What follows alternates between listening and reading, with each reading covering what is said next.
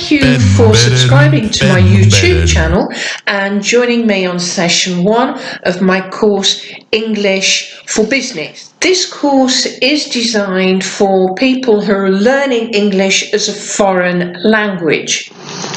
So in this session we're going to be looking at sentence construction in basic form, nouns and verbs.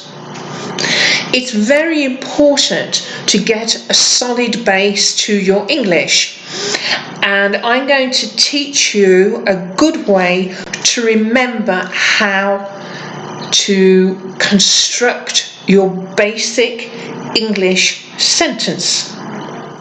And we're going to start with NVO. Noun, verb, object.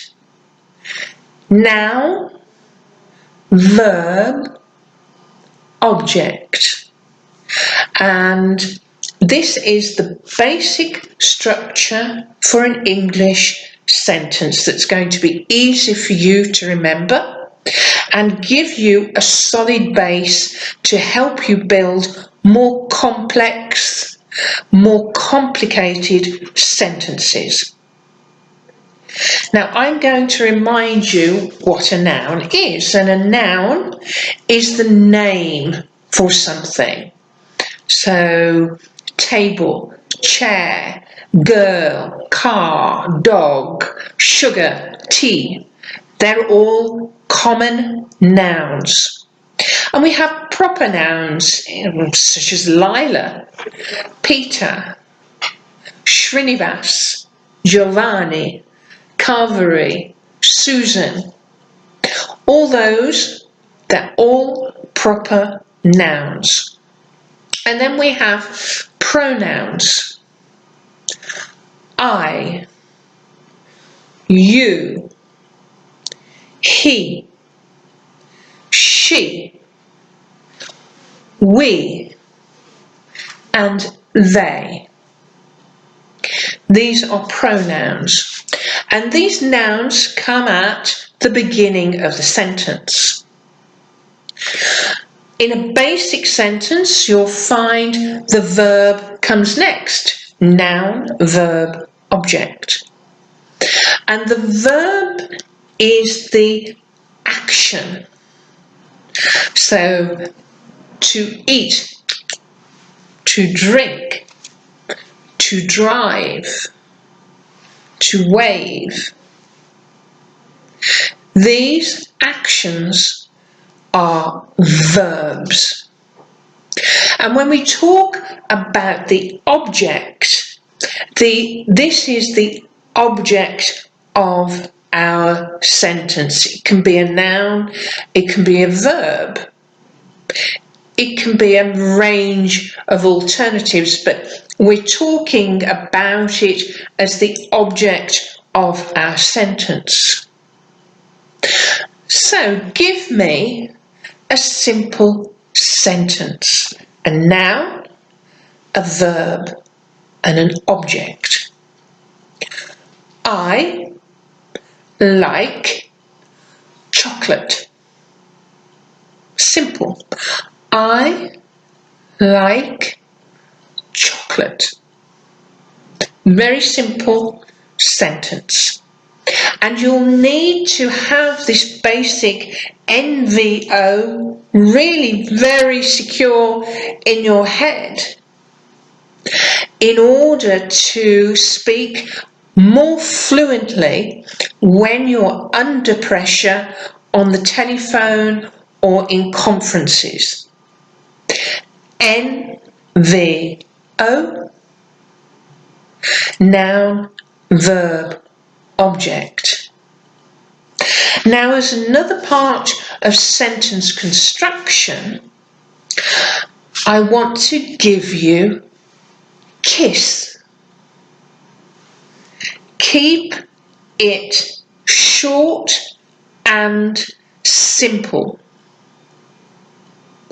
Kiss. Keep it short and simple. In many languages, the longer the sentence, the better the grammar. In English, the shorter and more precise your sentence, the more effective it is.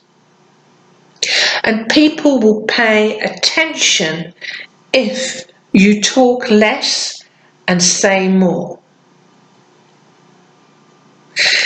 Keep it short and simple. NVO.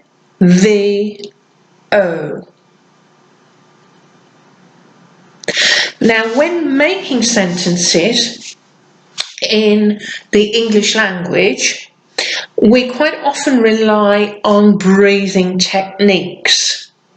So if you can't breathe halfway through your sentence either needs some accurate punctuation or your sentence is just too long. And if it's too long, it's going to be too boring. To make your sentences more dynamic and interesting, you need to expand your vocabulary. And the only way to do that is to learn more words, especially verbs. When you learn verbs, you're learning a culture, you're learning English verbs as part of the English culture. And when you learn them, you'll learn them in three parts. The first is the infinitive.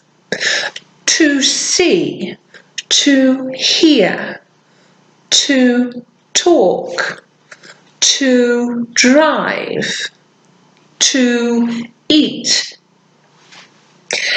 The second is the past. We learn it in the past tense.